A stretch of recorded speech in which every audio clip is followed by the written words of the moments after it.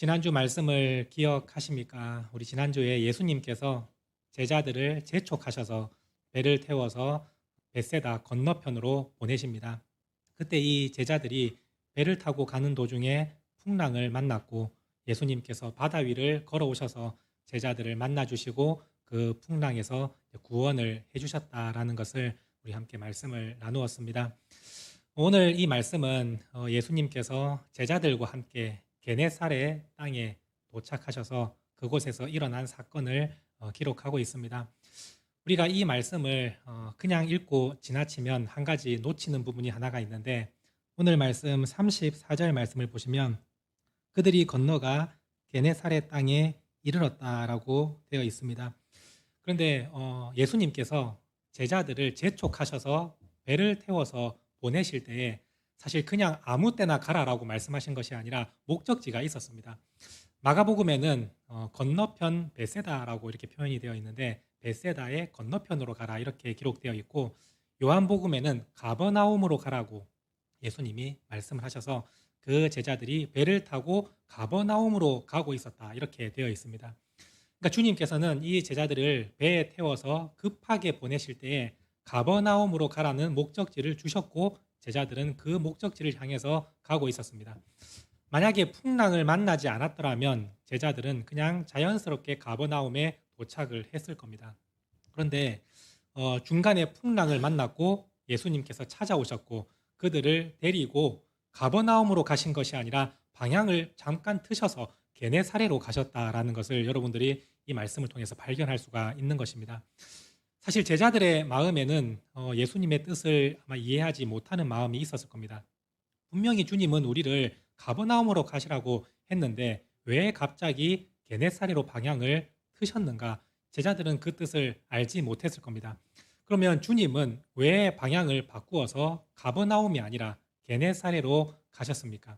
두 가지 이유가 있습니다. 첫 번째는 제자들에게 믿음의 확신을 더욱더 공고하게 주시기 위해서 이 게네사렛로 잠시 방향을 트신 것입니다. 너희가 믿음이 있으면 하나님의 영광을 보고 주님의 기적을 체험하게 되는데, 너희가 이 풍랑 가운데에서 주님의 능력을 체험하다가 의심이 들었을 때에 그 체험을 하지 못하고 베드로가 바닷속에 빠진 것처럼 믿음만 있으면 주님의 능력을 우리가 볼 수가 있는데, 오늘 이 게네사렛 이 동네에서 사람들이 어떠한 마음으로 나에게 나오는지를 보고 그들이 믿음으로 나왔을 때에 어떠한 역사가 일어나는지를 한번 눈으로 직접 보라는 의미에서 게네사렛로 방향을 트신 것이고, 두 번째는 그 마을에 예수님을 간절히 만나기를 원했던 사람들이 있었기 때문입니다. 주님은 그들을 외면하지 않으시고 간절히 나를 찾고 만나기를 원했던 그 사람들에게 은혜를 베푸시고 복음의 기쁜 소식을 전해 주시려고 예수님은 잠깐 방향을 트셨던 겁니다. 우리가 이 세상을 살아갈 때 여러분들의 인생에도 이러한 일들이 참으로 많이 일어날 것이라 생각을 합니다. 분명히 주님과 함께 기도하며 세운 계획들이 있었습니다. 그런데 그 일을 진행하는 도중에 갑자기 일이 틀어지고 방향이 바뀌고 다른 길로 우리의 인생이 또한 열어질 때가 있지 않습니까? 그런데 그때에 여러분들이 주님 앞에서 불평과 원망과 또 때로는 의심의 마음을 가지며 사는 것이 아니라 오히려 그 순간 주님의 뜻을 구하는 믿음의 성도들이 될 수 있기를 원합니다. 여러분들이 하나님의 뜻을 구하고 주님께서 혹시나 이 방향을 트신 목적이 무엇인지를 구하면 우리 주님은 반드시 그 뜻을 알려주십니다. 주님은 실수로 이 방향이 바뀌어진 것이 아니고 아무런 의미 없이 방향을 트신 것이 아닙니다. 우리 주님은 절대 실수가 없고 무의미한 일을 하지 않으십니다. 주님은 그 가운데에 반드시 뜻이 있고 주님이 세우신 계획이 있다는 것을 여러분들이 기억하신다면 내 인생에 갑자기 방향이 틀어지는 그 문제 앞에서 하나님께 기도하며 뜻을 구하면 주님께서 그 의미를 정확하게 알려주신다는 겁니다. 이 일을 통해서 내가 너의 믿음을 한 단계 더 성장시키고 그리고 그 다음 일을 진행하기를 원한다라고 말씀하실 수도 있고, 내가 이 일을 통해서 구원받을 사람이 있는데 그 사람을 먼저 구원하기를 원한다라고 말씀하시기도 하실 것입니다. 우리가 기도하면서 주님의 뜻을 구하면 주님과 함께 발맞춰 나아가면 우리의 삶에 더 큰 은혜가 찾아오는데, 우리가 주님께 그거 하나 기도하지 못하고 그냥 내 인생이 방향이 틀어졌을 때, 아, 내 인생이 그렇지 뭐, 내가 그럼 그렇지 뭐, 잘 되는 게 하나도 없었지, 이러한 마음으로 살아가면 오히려 우리에게 더 은혜가 떨어지는 그러한 삶을 경험하지 않습니까? 주님은 뜻이 있는데 내가 그 뜻을 모르고 살아갈 때 우리가 은혜를 잊어버리는 그런 어리석은 인생이 아니라, 오히려 방향이 틀어질 때 먼저 하나님께 기도함으로 그 주님의 계획과 뜻에 나도 함께 동참하고 발맞추어 나아가는 우리 믿음의 성도들이 될 수 있기를 소망합니다. 여러분들의 삶에 참으로 어려운 일도 일어날 때가 있고 예상치 못한 일들도 여러분들 삶 가운데 일어날 때가 있습니다.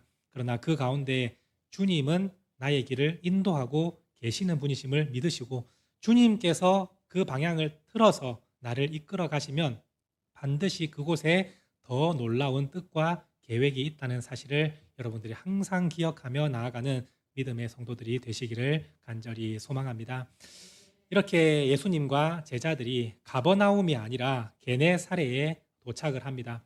그곳에 도착했더니 사람들이 예수님을 발견하고 예수님께 몰려들었다, 이렇게 성경은 말씀하고 있습니다. 그런데 중요한 사실은 이 게네사렛 사람들은 자기만 예수님을 발견하고 예수님께 먼저 달려오는 것이 아니라, 오늘 말씀에 그 게네사렛에 있는 모든 사람들에게 예수님이 이곳에 오셨다는 사실을 통지하였다라고 되어 있습니다. 여기서 이 통지라는 단어가 사람들을 보내다, 그리고 소리치다, 이러한 의미가 담겨 있습니다. 게네사렛 사람들은 예수님께서 이 자기 마을에 오시는 것을 발견하고 동네 사람들에게 이 기쁜 소식을 알려줍니다. 왜 그랬습니까? 그 이유는 게네사렛 이 동네에 예수님을 간절히 원하고 예수님을 만나기를 소망했던 사람들이 많이 있었는데, 사실 그 사람들은 대부분 병든 자, 앞을 보지 못하는 자, 그리고 중풍병자, 이런 심각한 병을 가진 사람들이 많이 있었습니다. 그런데 그 사람들은 예수님이 다른 지역에 계실 때 사실 만나고 싶어도 갈 수가 없는 사람들입니다. 한번 생각을 해보십시오. 맹인이 예수님께서 저 멀리 10km 떨어진 곳에 계신다는 소문을 들었습니다. 그런데 다른 사람들은, 건강한 사람들은 한순간에 달려가서 빠른 시간에 그곳을 갈 수가 있지만, 맹인이 어떻게 거기 계신 예수님을 찾아갈 수가 있겠습니까? 중풍병자가 어떻게 예수님께 나아갈 수 있겠습니까? 그 가족들이 중풍병자를 메고 가더라도 너무나 힘이 듭니다. 그리고 예수님은 그곳에 계시다가 또 다른 곳으로 이동할 수도 있습니다. 그러면 그 사람들은 예수님을 만나고 싶어도 만날 수 있는 가능성이 너무나 희박한 그러한 상황에 놓인 사람들입니다. 그 마음이 얼마나 예수님을 만나고 싶겠습니까? 근데 예수님께서 지금 우리 동네에 들어오신 것을 알고 이 사람들이 이 좋은 소식을, 그 아픈 사람들에게 찾아다니면서 이 소식을 전해준 겁니다. 지금 예수님을 만날 수 있는 절호의 기회가 왔으니 빨리 나오라라는 이 메시지를 온 동네에 두루 다니며 이 기쁜 소식을 전파할 때에 그 사람들이 주님을 만나러 나왔다, 이렇게 설명하고 있습니다. 여러분, 우리의 목적이, 이 삶의 방향이 이와 같이 될 수 있기를 원합니다. 여러분들이 살아가는 동안에 여러분들 주위에 예수님이 필요한 사람들이 참으로 많을 것입니다. 여러분들에게 상담도 하고 여러분들에게 자신의 그 아픈 마음도 요청을 하면서 그 마음을 토로하는 그러한 사람들이 주위에 있지 않습니까? 그 사람들에게 여러분들이 이 기쁜 소식을 전해줄 수 있기를 원합니다.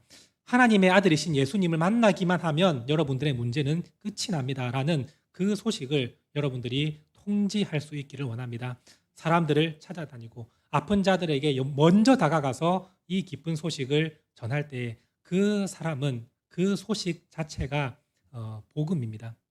주님을 만나면 내 인생의 이 문제가 끝이 나는데, 그 사실을 알지 못하거나 또한 어떻게 예수님을 만나야 될지 알지 못하는 자들에게 주님을 증거하는 것, 그 자체로 그 사람에게는 소망의 메시지가 되는 것입니다. 주님을 만나고 주님께 나오기만 하면 여러분들의 문제는 해결됩니다. 여러분들의 문제는 끝이 납니다. 이 말을 여러분들이 주위에 있는 이웃들에게 알려줄 수 있게 되기를 원합니다. 그러면 그 기쁜 소식, 그 복음을 듣고 이 사람이 주님 앞에 나와 그 예수님을 만나고 그 삶의 모든 문제 가운데 주님께서 해결해 주시는 역사를 경험하게 될 것입니다. 어떤 사람에게는 이 문제를 완전히 주님께서 종결하게 만들어 주시는 사람도 있을 것이고, 어떤 사람에게는 그 문제를 견딜 수 있는 힘을 주실 때도 있을 것입니다. 또한 어떤 사람에게는 그 문제가 나에게 어떠한 의미인지를 주님께서 세세하게 설명해 주셔서 오히려 그 문제가 은혜로 바뀌게 주님은 만들어 주실 것입니다. 여러분들이 생각할 때에 주님을 만나도 내 문제 그대로 있는데 내가 어떻게 자신 있게 이 말을 할 수가 있습니까? 라고 하는 것이 아니라, 주님은 그 문제 가운데 진정한 뜻이 있다는 것을 기억하시고, 먼저 여러분들도 내 문제가 왜 그대로 있는가에 대해서 주님을 한번 깊이 만나보셔서 그 문제의 원인을 정확하게 이해하시고, 이 문제가 나를 말씀에서 이탈하지 않도록 붙드시는 하나님의 은혜였다라는 것을 안다면 여러분들이 왜 그 메시지를 자신 있게 전하지 못하겠습니까? 오늘 이 말씀을 통해서 여러분들이 먼저 주님의 뜻을 발견하고 주님께 은혜를 받고, 그리고 세상 가운데의 사람들에게 이 소망의 메시지를 전하여서 그들도 주님을 통해서 은혜를 받고 그 문제의 해결함을 받는 귀한 역사가 함께 일어날 수 있게 되기를 간절히 소망합니다. 마지막으로 그 사람들이 예수님께 나와서 주님께 옷자락에 손을 대기를 구했다라고 성경은 말씀합니다. 36절 말씀을 우리 함께 읽도록 하겠습니다. 다만 예수의 옷자락에라도 손을 대게 하시기를 간구하니 손을 대는 자는 다 나음을 얻으니라. 여기서 사람들이 예수님께 나와서 주님의 옷자락에 손 한번 대게 해주십시오라고 간절하게 요청하는 모습을 볼 수가 있습니다. 예수님은 그것을 허락하셔서 손을 대게 해주십니다. 그런데 그 사람들이 손을 대었을 때에 모든 질병이 다 고침을 받았고 치유와 회복이 일어났다, 이렇게 말씀하고 있습니다. 이 36절의 말씀을 우리가 그냥 읽고 지나가면 우리는 이러한 의미만 생각할 것입니다. 아, 주님의 옷에도 능력이 있구나. 주님의 능력은 무한하시구나. 그냥 손만 대어도 모든 질병이 치유되는구나 라는 것을 그냥 생각하고 우리 주님은 능력의 주님이시다, 이렇게 지나갈 때가 참으로 많을 겁니다. 그런데 이 36절의 말씀은 여러분들이 이렇게 생각하시면 좋겠습니다. 게네사렛 사람들이 예수님을 어떻게 인식하고 그분께 나아왔는가를 지금 설명해 주고 있고, 예수님은 구약에 말씀하신 그 예언을 성취하고 계시는 참된 메시아이시다라는 것을 이 36절에서 정확하게 드러내고 있는 말씀이다. 여러분들 이것을 꼭 기억할 수 있었으면 좋겠습니다. 자, 먼저 게네사렛 사람들이 예수님을 어떻게 인식하고 나왔느냐. 이 사람들은 예수님의 옷자락에 손만 대어도 내가 고침을 받는다는 기적이 일어난다, 이것으로 나온 것이 아닙니다. 여러분들께 한번 질문을 던져보겠습니다. 게네사렛 사람들이 예수님의 옷자락에 손을 대기를 원했는데 그 손을 대고자 하는 그 이유는 무엇이었다고 생각을 합니까? 어떤 사람들은 이렇게 대답하기도 할 겁니다.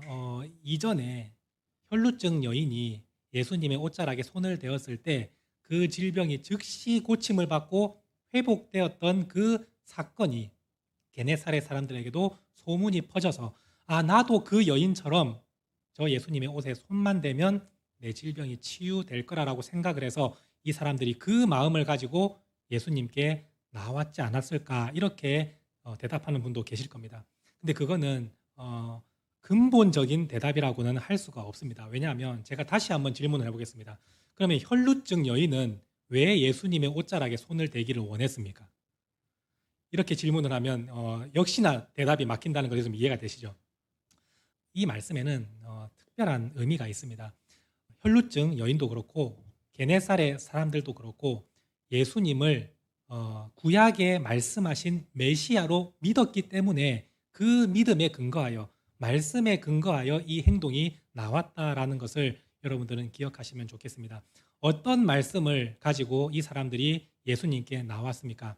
말라기 4장 2절 말씀을 보시면 이렇게 되어 있습니다. 우리 함께 같이 읽도록 하겠습니다.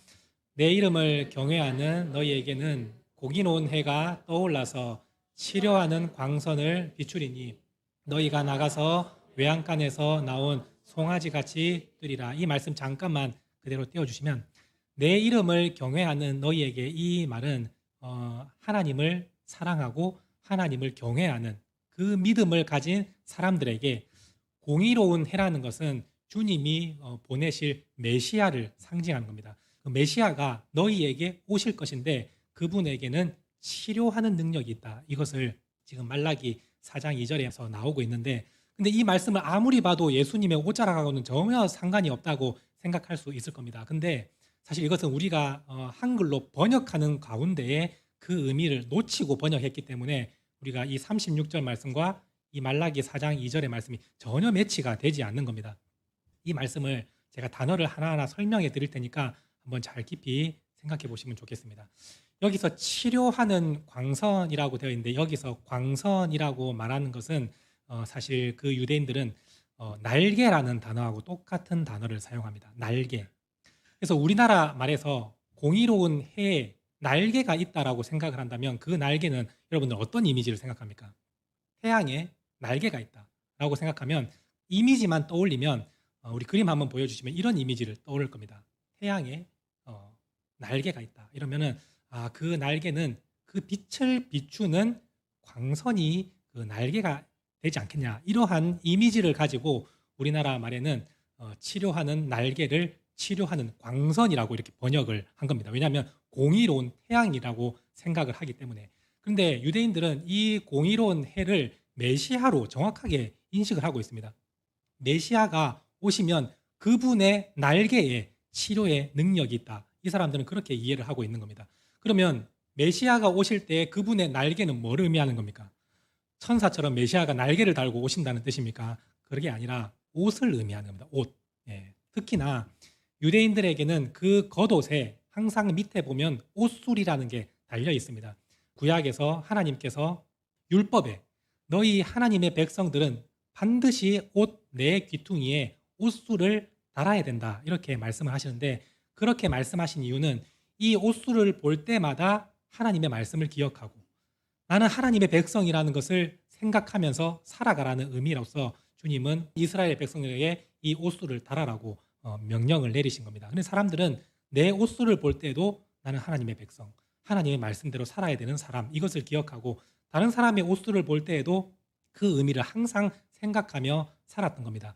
이 옷술이 오늘 말씀에 나오는 그 광선, 날개하고 똑같은 단어를 사용한다는 겁니다. 그러면 메시아가 오실 때 그분의 날개, 그 옷술에는 치료하는 능력이 있다라는 것을 말라기 4장 2절에서는 그 말씀을 하고 있는 것이고, 이스라엘 백성들은 메시아가 오실 때 그 옷술에 치료하는 능력이 있음을 믿고 주님의 옷자락에 손을 대게 해주시기를 간절히 구했다라는 것을 여러분들이 이해할 수 있게 될 것입니다.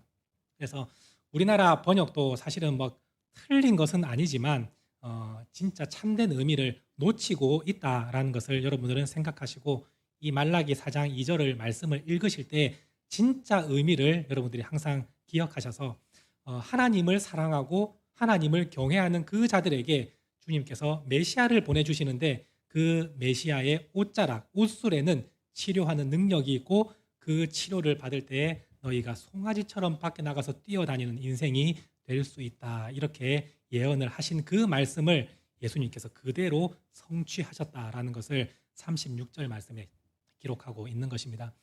중요한 것은 이 옷술은 아무나 만질 수 없다는 것을 여러분들은 아실 겁니다. 이 옷술은 아주 거룩한 것이기 때문에 아무나 함부로 그 옷을 만지는 것은 어떻게 보면 큰 범죄에 해당할 정도로 그것은 무례한 행위입니다. 그런데 유일하게 그 옷술을 마음껏 만질 수 있는 사람이 있습니다. 그 사람은 바로 그 사람의 자녀들은 허락 없이도 함부로 그 옷술을 만질 수 있게 되어 있습니다. 혈루증 여인이 예수님의 옷자락에 손을 대었습니다. 허락도 없이 함부로 그 옷자락을 만졌습니다. 그런데 예수님은 그 행위에 대해서 질책하거나 뭐라 하시는 것이 아니라 오히려 그 여인에 대해서 딸이라고 말씀을 해주시고 너는 내 자녀다라는 것을 주님은 가르쳐 주십니다. 너는 얼마든지 내 옷술을 만질 수 있다라는 사람으로서 예수님은 그를 품어주셨듯이 오늘 이 게네사렛 사람들도 믿음으로 주님 앞에 나왔고 예수님은 하나님이 보내신 바로 그 메시아이십니다.